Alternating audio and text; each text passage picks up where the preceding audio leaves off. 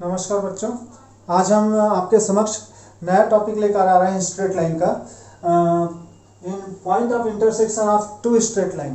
Point of intersection of two straight line, अगर आपके पास दो लाइंस दिए गए हैं इस प्रकार से और दोनों एक दूसरे को कट कर रहे हैं इस पॉइंट पर, तो ये पॉइंट कॉमन पॉइंट होगा। सपोज कर लीजिए वो पॉइंट P है, ठीक है। ये दो लाइंस हैं, दोनों एक दूसरे को इंटरसेक्ट कर रहे हैं एट पॉइंट P पर। तो इस पॉइंट का कोऑर्डिनेट हमको फाइंड आउट करना है जो दोनों लाइन पर हो। सपोज करो इस लाइन का equation a1x plus b1y plus c1 है इक्वल टू 0 है, और इस लाइन का equation a2x plus b2y plus c2 equal to 0 है। अगर हमारे पास दो लाइंस दिए गए हैं और दोनों का इंटरसेक्टिंग पॉइंट निकालना है, दोनों लाइन एक दूसरे को कहाँ पर कट कर रहे हैं, इंटरसेक्ट कर रहे हैं एक दूसरे को P पर। तो इक्वेशन ऑफ स्ट्रेट लाइन अगर हमको दिया है, इक्वेशन ऑफ स्ट्रेट लाइंस इस प्रकार से दिया है a1x plus b1y plus c1 equal to 0 and a2x plus b2y plus c2 equal to 0। ये लाइन नंबर 1 है, ये लाइन नंबर 2 है। इस प्रकार से दो इक्वेशंस अगर हमको दिए जाए और ये intersecting point P find out करने के लिए बोला जाए, ये पॉइंट P जो होगा वो कॉमन पॉइंट होगा, जो इस लाइन पर भी होगा और इस लाइन पर भी होगा। कहने का मतलब जो लाइन 1 पर भी होगा और लाइन 2 पर भी होगा। तो इस पॉइंट का कोऑर्डिनेट कैसे फाइंड आउट किया जाता है, यानी पॉइंट का कोऑर्डिनेट हमने लेट कर लिया है P इक्वल टू XY। तो हमको ये दोनों इक्वेशंस को सॉल्व करना है, सिंपली सॉल्व करना है। जैसे हम साइमल्टेनियस इक्वेशन सॉल्व करते हैं, एलिमिनेशन मेथड, सब्स्टिट्यूशन मेथड या क्रॉस मल्टीप्लिकेशन मेथड, यानी प्रतिस्थापन विधि, विलोपन विधि और ब्रज गुणनखंड विधि का उपयोग करते हुए हमको x और y का मान निकालना है। जो x की वैल्यू होगी और जो y की वैल्यू होगी वही इस x की वैल्यू होगी, वही इस y की वैल्यू होगी, यानी वही पॉइंट ऑफ इंटरसेक्शन कहलाएगा।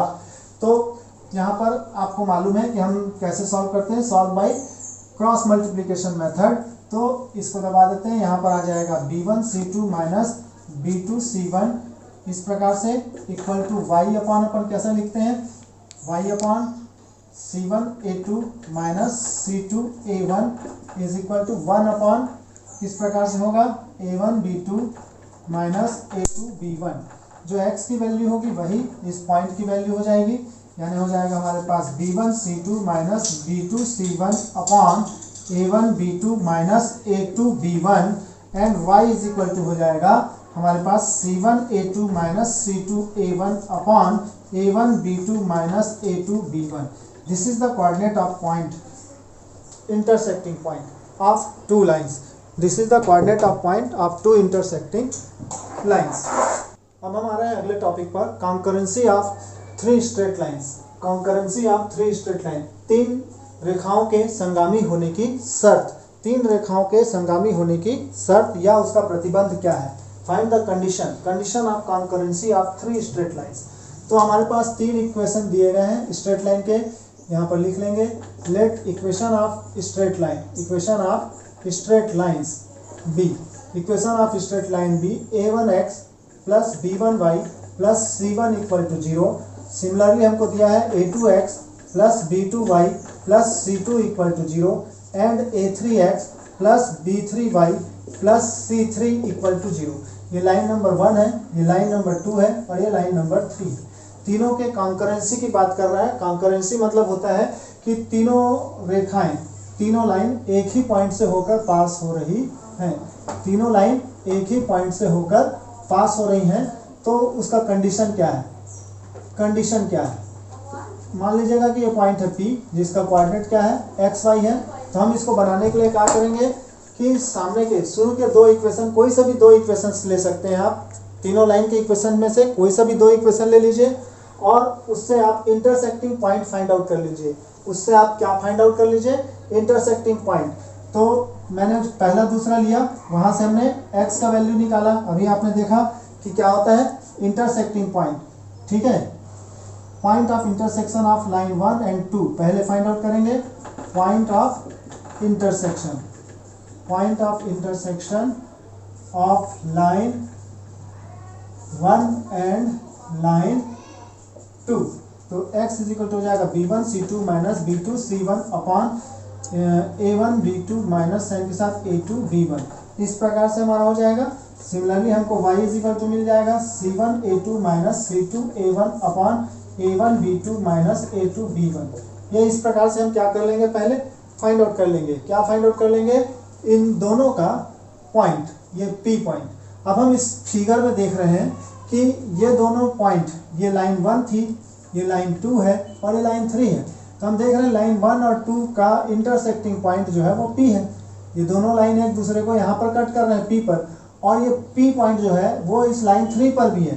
तो हम लिखेंगे कि but point P lie on, यहाँ पर लिखना पड़ता है but point P lie on line 3, therefore coordinate of point P, therefore coordinate of point P, coordinate of point P also satisfy equation of straight line 3। इस प्रकार से हो जाएगा। ये जो कोऑर्डिनेट ऑफ पॉइंट P है वो लाइन 3 के इक्वेशन को सेटिस्फाइड करेगा। तो यहाँ पर हमारे पास हो जाएगा A3 के साथ ये वैल्यू रख देंगे अपन B1C2 minus B2C1 upon A1B2 minus A2B1। ठीक है, सिमिलरली y की जगह भी वैल्यू रख देंगे। तो यहाँ पर B3 के साथ कितना आ जाएगा C1A2 minus C2A1 upon A1B2 minus A2B1 plus C3 equal to 0। यहाँ से अपन एलसीएम लेंगे, यानी इसको सेटिस्फाइड करना चाहिए। लेफ्ट हैंड ले और राइट हैंड आ जाए, लेफ्ट हैंड ले और राइट हैंड आ जाए तो तीनों पॉइंट्स जो होते हैं वो कॉन्करेंट होते हैं, कॉन्करेंट होते हैं। इस प्रकार की बातें हैं, ये हमको ध्यान में रखना है। तो सेटिस्फाइड कराएंगे इस प्रकार से, और इसको अगर आप एलसीएम लेंगे तो A3 B1C2 माइनस साइन के साथ B2C1 प्लस साइन के साथ B3 C1A2 minus C2A1 plus C3 के साथ A1B2 minus A2B1 equal to 0 हो जाएगा। ये हमारा प्रोसेस हो जाएगा। कॉन्करेंसी की शर्त है ये। इसी को दूसरे शब्दों में हम इसको डिटर्मिनेंट्स के फॉर्म में भी लिख लेते हैं, या इसी को लिख लेते हैं डिटर्मिनेंट में ऐसा लिख लेते हैं A1 A2 A3 B1 B2 B3 और C1 C2 C3 equal to 0।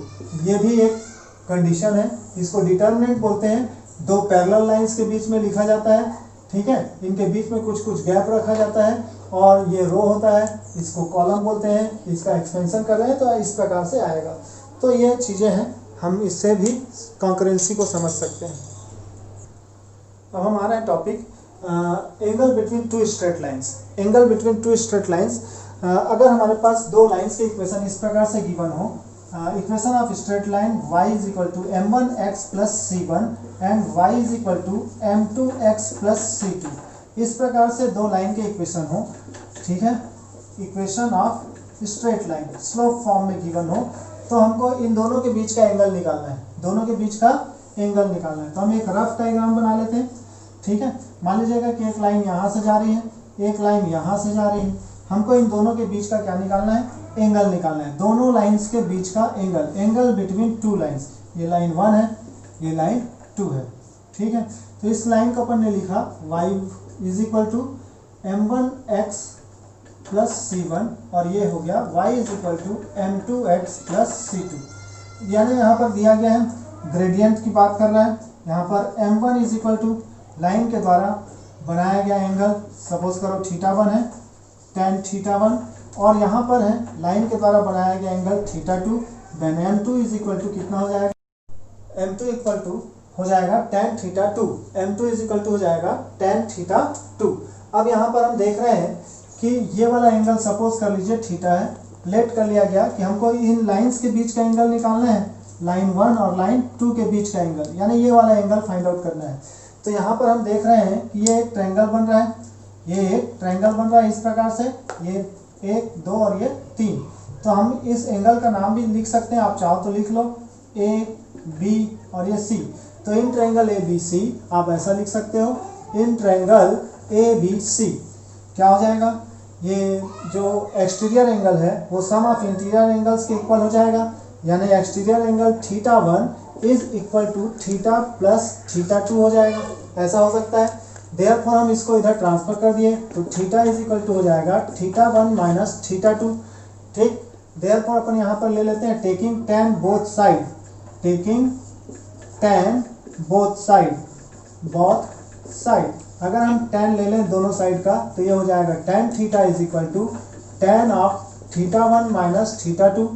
इसमें हम फार्मूला लगा दिए ट्रिग्नोमेट्री का, तो that is tan theta 1 tan theta 2 by 1 plus tan theta 1 into tan theta 2।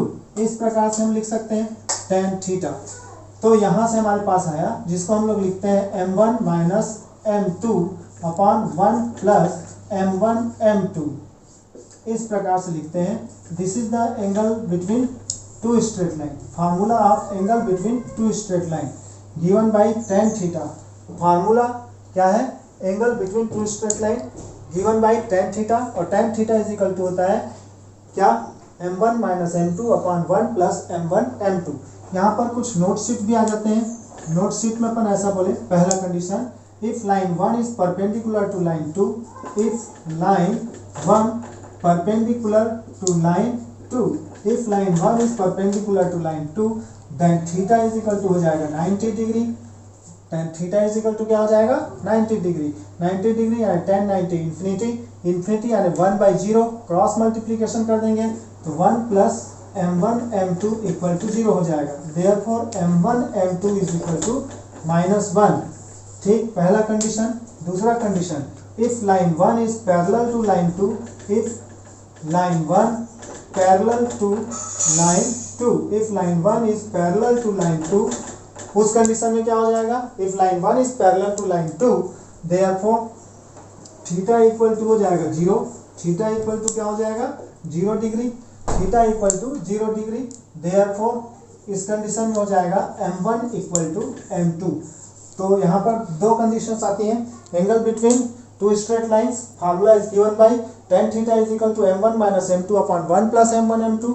और if line 1 is perpendicular to line 2 then their gradients, multiplication of gradients is equal to -1, and if line 1 is parallel to line 2 then theta equal to 0, then their gradients are equal.